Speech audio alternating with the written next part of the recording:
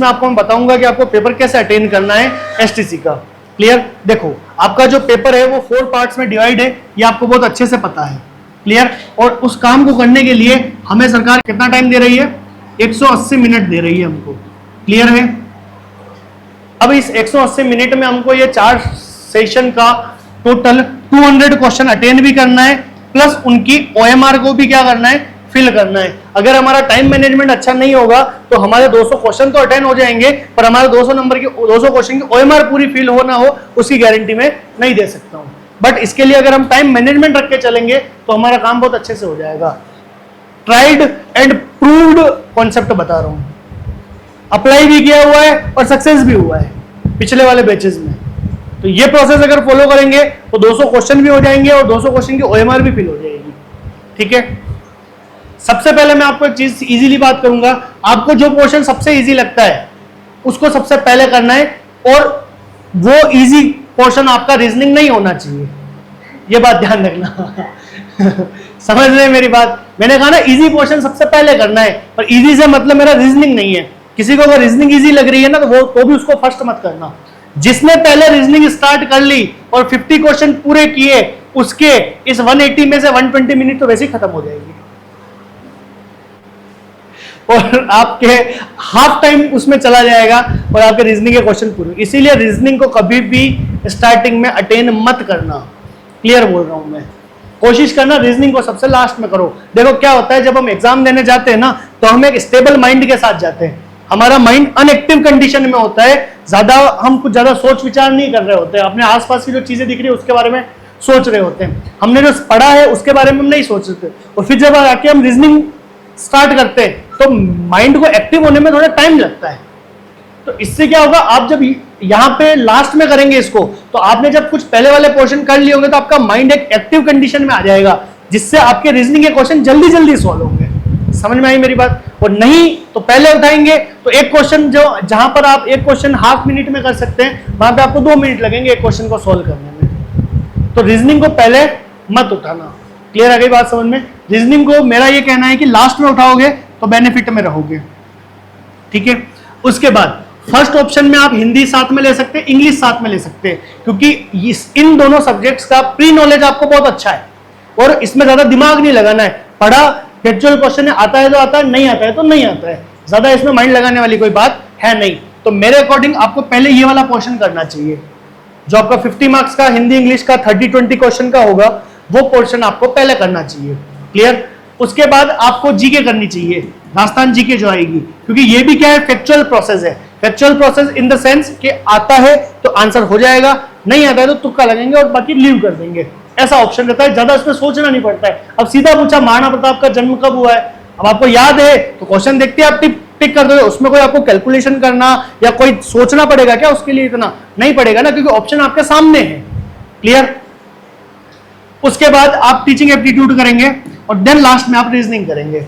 मेरा एक सीधा सा सजेशन है, इस सीक्वेंस में आप अगर अच्छा इसको आप ऊपर नीचे कर सकते हैं, ऊपर के तीनों को, वो आपके ऊपर डिपेंड करता है। मैंने जस्ट बताया इन तीनों को आप ऊपर नीचे कर सकते हैं आपके अकॉर्डिंग, बट इसको लास्ट में करना। एक चीज और समझना, ये हिंदी और इंग्लिश का जो पोर्शन होगा, मैं मानता हूं कि आपको इसमें 25 से 30 मिनट से ज्यादा नहीं लगेगा।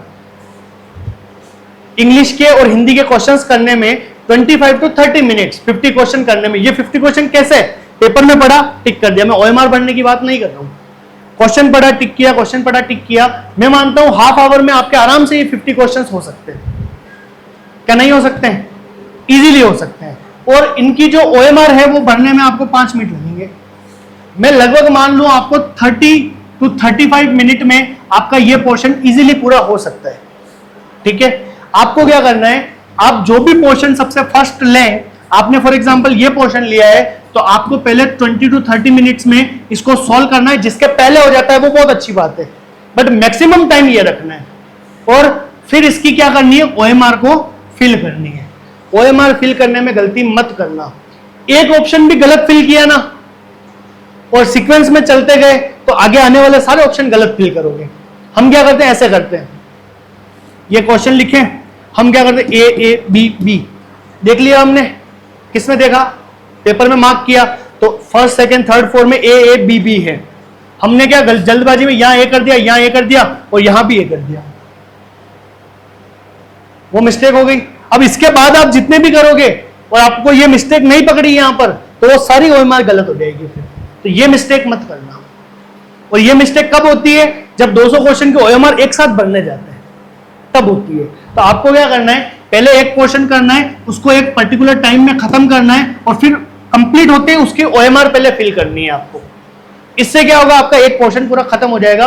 कोशिश करें कि ये पोर्शन करके इसकी ओएमआर फिल करने में आप 35 मिनट्स के अंदर अंदर ये काम कर लें। मतलब ऑप्शन होते ही, अच्छा पहले हिंदी इंग्लिश उठाइए, तो जरूरी नहीं है फर्स्ट क्वेश्चन हिंदी इंग्लिश का हो। ऐसा भी मत करना कि फॉर एग्जांपल ये 101 से स्टार्ट हो रहा है और आपने ओएमआर भरना 1 से स्टार्ट कर दिया। ये भी गलती हो, मेरे को पता है स्टूडेंट क्या क्या गलती करते हैं, तो ये भी मत करना। 101 है तो 101 वाली सीक्वेंस में करना।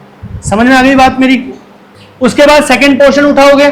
जीके का पोर्शन भी मानता हूं लगभग 30 to 35 मिनट्स में आपका इजीली हो सकता है, ठीक है। और इसी पर्टिकुलर टाइम में आपको इसकी ओएमआर, ये पोर्शन किया इसकी ओएमआर भरी, ये पोर्शन किया इसकी ओएमआर भरी, फिर थर्ड पोर्शन किया और उसकी ओएमआर भरी। क्लियर? इन तीनों की ओएमआर तो आपको पूरा पूरा पोर्शन करने के बाद में तुरंत भर लेनी है। 50 क्वेश्चन अटेंड किए, 50 के ओएमआर फिल, ये 50 किए इसकी ओएमआर फिल, ये 50 के इसकी ओएमआर फिल। बट रीजनिंग में आपको सिस्टम चेंज करना है। क्यों चेंज करना है मैं बताता हूं। ये ऑप्शन आपके लिए इजी पड़ते हैं, ये सारे पोर्शन, और इन पोर्शंस को आप जितना जल्दी खत्म करेंगे ओएमआर भरने के साथ में, उतना ज्यादा टाइम हम कहां दे पाएंगे? रीजनिंग में दे पाएंगे। और मैं मानता हूं कि 180 में से 90 मिनट तो आपके रीजनिंग ही खाएगी, हाफ टाइम पूरा। ऐसा मैं मान के चलता हूं, हाफ टाइम तो खाती है रीजनिंग। हाफ टाइम छोड़ो, आप 100 मिनट्स भी दे देना। इन तीनों पोर्शन में आप 35 मिनट्स में लगाएंगे तो भी 100 मिनट्स में ये तीन पोर्शन आपके कंप्लीट हो जाएंगे, प्लस आपकी इनकी ओएमआर भी फिल हो जाएगी। समझ में आ गई मेरी बात? तो यही टारगेट रखना है कि 180 में से लगभग हाफ टाइम तक या 100 मिनट्स तक हमें ये तीन पोर्शन किसी भी सीक्वेंस में जैसा आप करना चाहते हैं करें और इनकी ओएमआर भी कंप्लीट कर दे, इनको बिल्कुल साइड कर दे कंप्लीट करके। फिर आपको ओनली उठानी है लास्ट में क्या? रीजनिंग। माइंड थोड़ा एक्टिव कंडीशन में आ जाता है, क्वेश्चन जल्दी सोल्व होंगे। और रीजनिंग में आपको क्या करना है? फर्स्ट क्वेश्चन किया उसकी ओएमआर हैंड टू हैंड भरी, सेकंड क्वेश्चन किया उसकी ओएमआर हैंड टू हैंड भरी। कारण बताता हूं ऐसा क्यों। रीजनिंग में स्टूडेंट क्वेश्चन को सोल्व करने में रह जाते हैं, सारा टाइम सॉल्यूशन में चला जाता है, और कब बेल बजती है और एग्जामिनर आके ओएमआर ले लेता है आपको पता भी नहीं चलेगा। आपने जो सॉल्यूशंस किए होंगे ना वो आपने सही किए होंगे, पेपर में सही मार्क भी किया होगा, बट आपका ओएमआर फिल करना रह जाएगा। तो वो सबसे ज्यादा प्रॉब्लम वाली बात हो जाती है कि हमें आता हुआ हम पेपर नहीं कर पाए। तो ये तीनों पोर्शन जितने कम टाइम में, मैं मैक्सिमम लिमिट रखता हूं 90 to 100 की। इस टाइम में ये अपर के तीनों पोर्शन कंप्लीट करने, इसमें भी एक पोर्शन करके फिर उसकी ओएमआर, पूरे 50 क्वेश्चन टिक करके फिर ओएमआर। बट रीजनिंग में क्या करना है? फर्स्ट क्वेश्चन किया, सॉल्यूशन किया, आंसर टिक किया, ओएमआर फिल की, सेकंड क्वेश्चन किया, ओएमआर फिल की, थर्ड किया, ओएमआर फिल की। इससे आपका टाइम भी बचेगा और किए हुए क्वेश्चन ओएमआर में फिल भी हो जाएंगे। और नहीं किया ऐसा तो क्वेश्चन पेपर में तो हो जाएंगे और ओएमआर में फिल करना रह जाएगा। तो ये मेरा एक सीधा सा फॉर्मूला है, इसको आप फॉलो करते हुए चलेंगे तो मैं बता रहा हूं ये मैंने मैक्सिमम टाइम लिया है, आप इतने आवर में ही आपका पेपर कंप्लीट कर लेंगे। 3 घंटे की जरूरत नहीं पड़ेगी, 2.5 घंटे में पेपर हो जाएगा अगर इस फॉर्मूला को यूज करेंगे।